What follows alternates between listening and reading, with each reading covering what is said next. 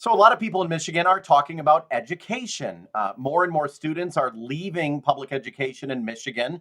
Test scores are down. Districts are being criticized for where they spend their money. There's a situation happening in Eau Gray, Michigan. Joining me now are two people who live there. Introduce yourself. Are you parents or just concerned residents? I'm a All of parent. that. Yeah, yeah. We both have kids inside the school and we both live here, so definitely Okay. affected by this, yes. Okay. So you're in Eau Gray. For people who don't know, either in Michigan or across the country, Eau Gray is in northern. I always point to my hand like this and say, where is Eau Gray at? We're like over yonder, right up in here, yeah. Between Okay. Standish and Tawas, yeah. Okay. So a very small, I think I looked, the county itself has only 15,000 people. The school Right. district, Eau Gray Sims, has how many people? 450. It fluctuates anywhere from give or take 450 plus or minus any given year. Okay. But say maybe 500 students. Yeah. And we're talking all the way from like kindergarten all the way to high school. Yes. Correct. Okay. So there is a vote happening in August for a bond, and that's not unusual. But I guess what's unusual is what is being asked. And the one thing that stands out is it's not a stadium. It's let me bring up a picture of it here. It's like a dome, right? Yes. Let me find it here on the screen here if I have it. I got too many buttons. That's what I'm doing here. Okay, hold on. Let me play this first. Okay, this is on their website. This Mhm. you've seen this before. This is what the from the superintendent, and he said as a result of several meetings, it was necessary to seek support from the public. The bond will do this: improve roofing, upgrade lighting, improve air handling and heating, improve safety for students, improve safety for spectators at the stadium. But then down here it says, in addition, the building and site committee recommended research into a state-of-the-art year-round community center that would accommodate a wide range of recreational activities that would benefit the school and the greater community. That's the dome, right? That we're talking about. That's the dome. Okay, let me find a picture of that. So, how did this come about? Do you need, how much of a need do you have for that dome? That's the question we're all asking. And, to me, I have kids in school, and if this thing passes and it goes up, like I can't imagine that they wouldn't use it. But the thing is, like, what is this really a priority? I mean, we're to me, when I first heard about this, it's like, yeah, this is just ice cream and unicorns, right? Like they can't possibly be serious about this. Okay, but I hear you. Like it sounds interesting, but let's talk about it. And I don't know. It was a couple months later. Then all of a sudden we find out that we're going to a vote on this thing, and it's like nobody even knows what's happening here with this bond. So we don't know what this thing is. We don't know how it's going to operate. Nothing's available. so this is a photo on the screen. It is a multi-million dollar, you said 9 million, right? Mhm. Okay, so this is a $9 million sports dome. The Eau Gray Sims School District wants the taxpayers to pay for. It looks beautiful. It has a football field. I see a basketball court. There's some other courts there. But the issue is it something, A, you can afford, and B, is it necessary? It's more appealing as a want than it is as a need. Right. You see what I'm saying? The people that are opposing it, I guess, are having some concern with it. They don't see the potential for what it is that they're trying to produce. It's like it seems like a lot of opinions and a lot of dreams. I believe it was even referred to as a dream.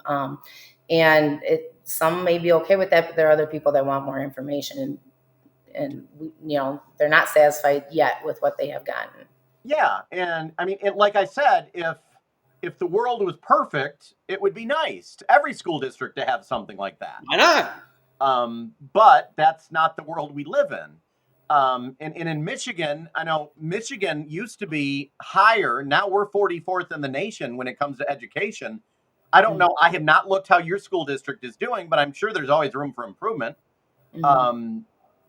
And sports is important. This reminds me of like Texas. You hear about the high schools in Texas Oh, sure. that have the Yeah. like multi-million dollar sports stadium Right. down there. But I didn't expect it in Eau Gray.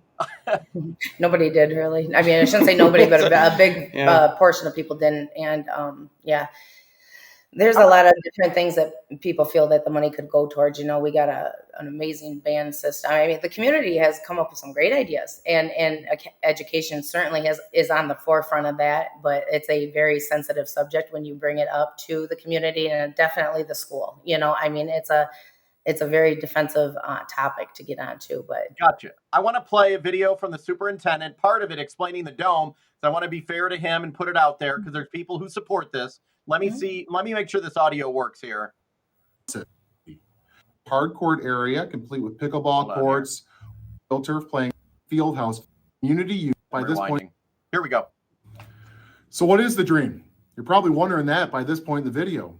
The dream is a district-operated, community use, 130,000 square foot, multifunctional, air dome fieldhouse facility right here on the campus of Augrace Sims. The dome would have a large field turf playing surface, as well as a hard court area, complete with pickleball courts, wood basketball and volleyball court, a walking track, a cardio and weight equipment area. It'd be large enough to accommodate full-size football and soccer games. It'd have 2 softball fields potentially out there, Little League baseball fields, and connected to it would be a beautiful entry building, complete with classrooms for community use or party rental, a lounge area, and a large group gathering place. Okay, Augrace Sims community, can we afford this? Well, the answer to that question is yes. We can afford to meet all of our needs and go after this dome dream by renewing mills that are set to expire from the 2018 bond, and with a small 1.0 mill increase. So what does that mean? Well, for a family living within our district with, say, a home value of $200,000 and a taxable value of $100,000, that amounts to around $8.33 per month. Okay, so watching that, being a journalist, I want to give him his say, and he's, that's his take on that. But the one thing I think that some people might have an issue with is he said, can we afford it? He said, of course. Well, how does he know what families can afford? Yeah, that's rather presumptuous, and that's been discussed. And like I said, there may be some that only have to pay that. And I didn't realize just now watching, I didn't even see those numbers change because I was seeing $150 and $9, and now we're seeing $200. You know what I'm saying? Yeah, that was a lot of confusion there because this changed, right? Like between this. That was an older video. That I think was an older video, I believe. Yeah. So at some point between then and now, like we're talking 1.5 mils. We're talking $9 a month. There's like just.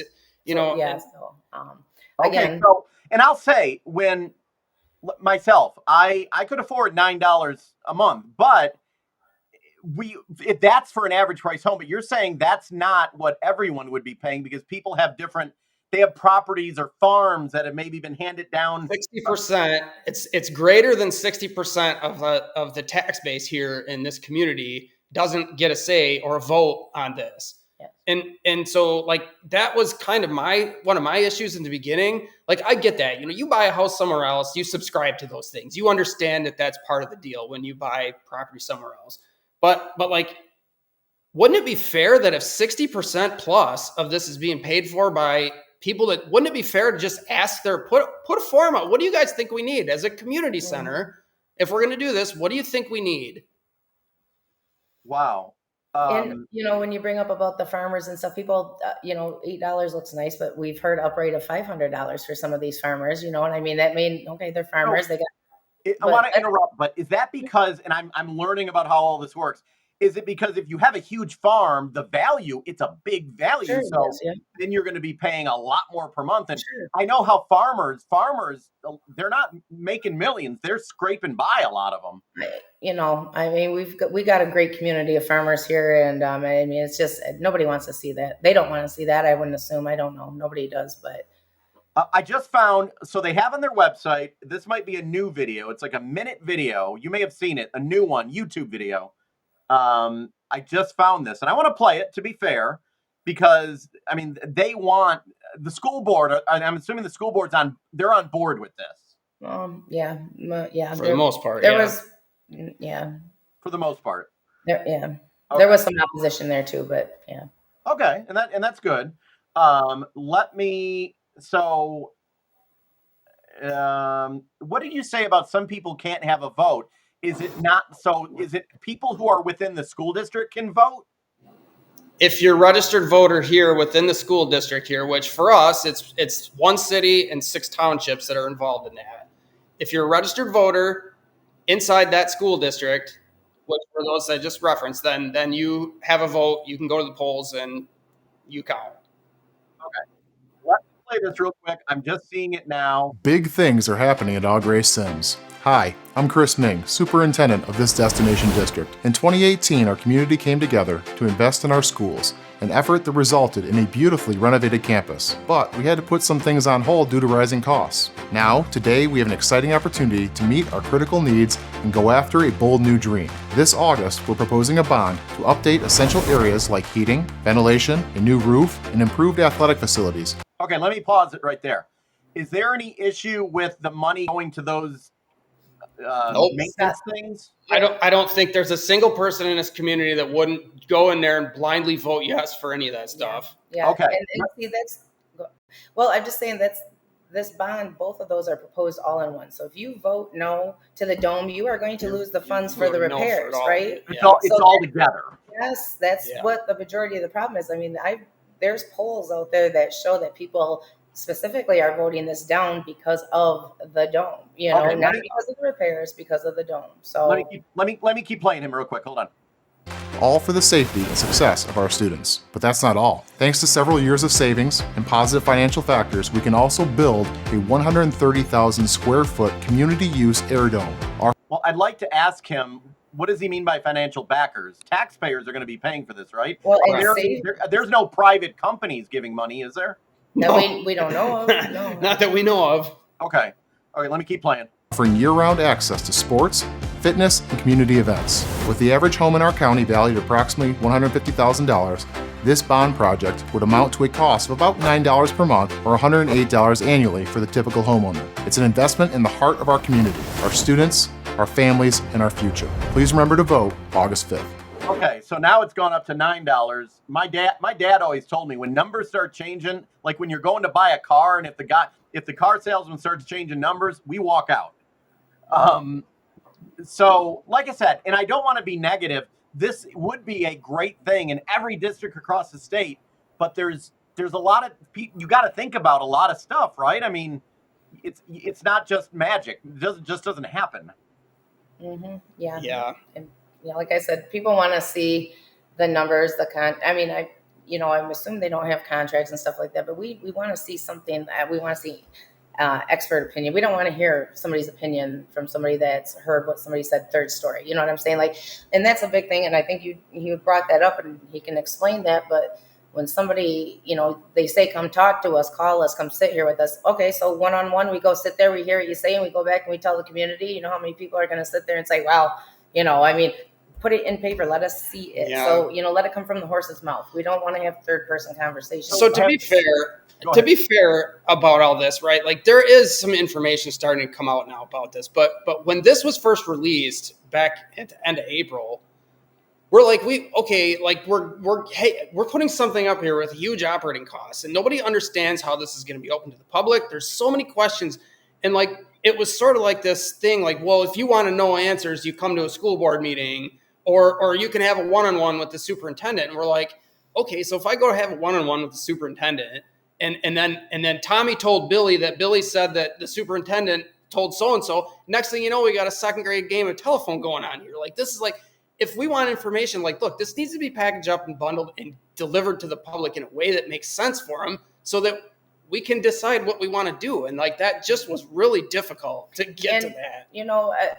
If I'm not mistaken, like, even the official ballot language hasn't, that we know have been presented. You'll look on the website and it'll say, this is an example or something similar to the bond language. We need the bond language. And again, I just encourage everybody to get a hold of the local county clerk and get the official bond language so we can see exactly what's on it. Well, you would also want to see, like if I'm going to build an addition on my house, I want to see, and I see they have the schematics of what it would look like, but what I want to also know, and you asked the question before we started recording, how much more is this going to cost in electricity? Are you going to have to hire or get more security? Are you going to have more maintenance people? How much is the insurance on it going to be? Those are all the questions you want to know, right? Right. Well, I think again, I think on maybe the website, maybe there is some numbers thrown up that show projections or whether they're official or not. I do know. I believe you can watch the video of the meeting that was discussed about I think maybe 260 some thousand or 240 for sponsorships and stuff and travel. Maybe the numbers are wrong, but one reference about what we can bring in from other travel sports. It was said that him and a colleague discussed it, and this is what they come up with. Well, I mean, I don't know who's your colleague. You know what I'm saying? And those numbers look good, but again, people want to see legit numbers. Yeah, they're hoping probably to offset by selling memberships to the community, maybe a corporate sponsorship, right. But none of that's not certain. No. And the thing about it is so many ifs. Like we said before, people have concerns. Those things blow over with the wind or the snow. I mean, there's been plenty of them across Michigan that have went down, and then who flips the bill for that, and how much is that going to cost? You know what I'm saying? So those are the types of questions that people need to take into consideration before they decide. People can vote however they want. I don't think the problem is between the community members. Everybody's got a right to vote, but the problem is, like you said, how it's being presented or not presented, I guess. So hopefully at those meetings they have coming up in a couple of weeks, all those answers will be given, hopefully. Well, if it's anything like the original meeting, what had happened was I think the community thought they were going to be able to sit down with them because, see, when we went there before it was certified, you weren't allowed to ask questions. You just got to sit in and listen, and they did make statements and talked and asked them not to do it, but there was a follow-up meeting. That was at the school board meeting. Yeah, that we were supposed to be able to ask questions, and, he talked and showed his slideshow for 45 minutes and then opened the mic up.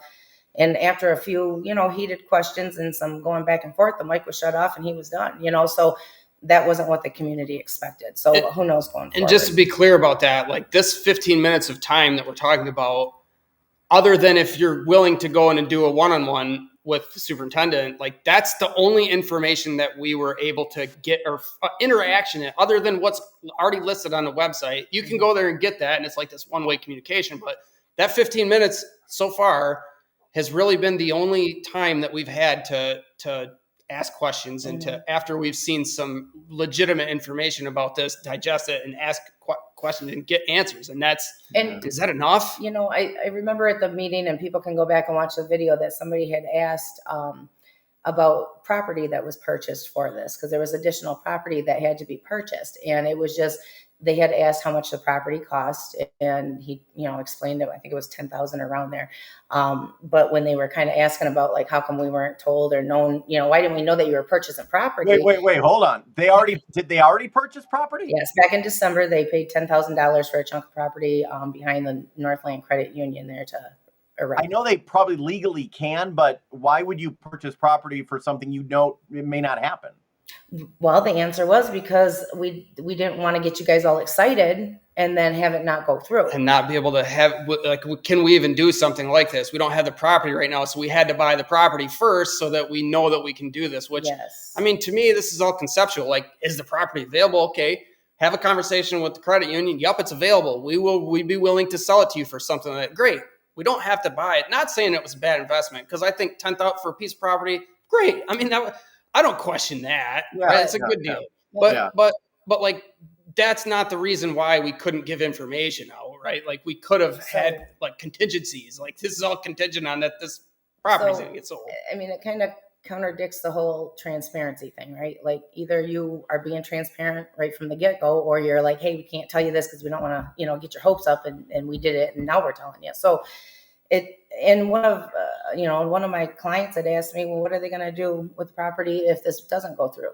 Now you got an additional chunk of property now that, there's all kinds of questions that the community wants to know. So, well, let me know at that meeting how that goes, and I'll try to make it up there. And I, like I said, I want to be fair to the superintendent. I played both videos, and I'm seeing, there's basic information, but if I'm a voter, I want more than that video. I want details, and I'm sure they can go to the school board meeting, but for something this big, what you're going to get told, or anybody that asks from our standing, from what we've heard, is one, you should have went to the meetings, or you could have. The minutes are recorded. You can look them up. You can go on our website. You can go on our Facebook page. You can look at everything that we presented. And you can also go back and look at when that really started to apply. That was only a few months ago. There was mention before, maybe back in February, but the follow-up is there now. So like I said, I encourage people, call the school, talk to them. If you don't get the answers that you want, you can file and try to get information that's available to the public. It's not a big secret, but you got to take your own time to look into it. You can't just listen to what we're saying or what the community's saying. That's a major point, and Rachel makes a good point with that. That's something, because like this stuff, they came back and said, well, this has all been available publicly. Like there's meetings out there's public. Sure, like I get that, but if you read the bond language on there, it's so vague. It says, well, there's going to be these few repairs, and by the way, we're going to build this community center, and no details on any of this stuff. Mm-hmm. So like bigger than the issue of the dome that we're talking about in Au Gres, like this is kind of one of these, it's a systemic problem in the government we've got right now that allows people to find ways to get money and to spend it without really any accountability. And if you're a voter and you're not following social media, because a lot of them don't, they don't do electronics, they don't do websites.